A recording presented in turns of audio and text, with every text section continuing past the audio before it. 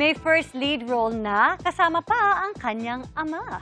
Puno ng pasasalamat kaya di maiwasang maging emotional ni Anton Vinzon sa pagbibidahang serye na Kamao. Ang kanyang preparation sa chika ni Nelson Canlas.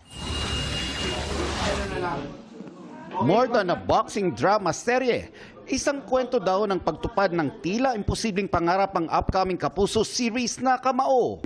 Nagiging emosyonal daw si Anton Vinzon sa tuwing sumasagi sa isip niya na first time niya bilang solo bida sa isang serye.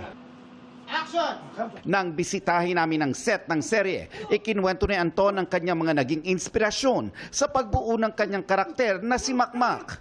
Nakadagdag pa dito ang pagkasali sa cast ng kanyang ama na si Kapuso veteran action star Roy Vinzon na hindi gaganap na kanyang ama, kundi kanyang lolo.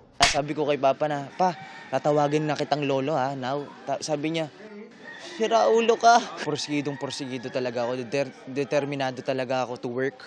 And nakapag-training na rin ako with my dad, especially boxing. Ni-research ko talaga buo yung about boxing. Ibang-iba raw ito sa kanyang ginampanan sa mga batang riles, kung saan madalas daw ang mga eksena niya ay nakakatawa. Yes, may funny side ako dito, pero more on serious, more on family talaga.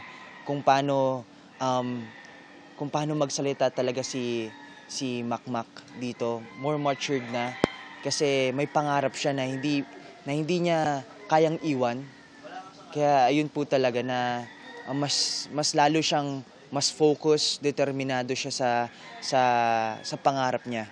Nakita raw ni Katrina ang ilang pagkakatulad ng kanyang karakter sa totoong buhay niya. Siyempre, bilang nanay, gagawin mo ang lahat para sa anak mo, sa pamilya mo. Mahal ko po yung pamilya ko. Yun yung pinaka nagustuhan ko, mas tutok sa family drama. Yun yung masarap gawin, yung totoong drama.